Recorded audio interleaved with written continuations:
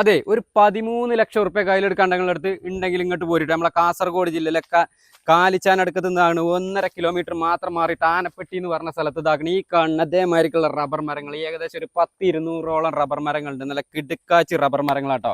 ഒരു 3 വർഷം മാത്രമേ ടാപ്പിംഗ് ആക്കിയുള്ളൂ. ഇതിന്റെ പ്രത്യേകത എന്താ വെച്ചാൽ ഇതാകുന്ന റോഡാണ്, ടാറിംഗ് റോഡിനോട് ചാരി കിടക്കുന്ന പ്ലോട്ടാണ്.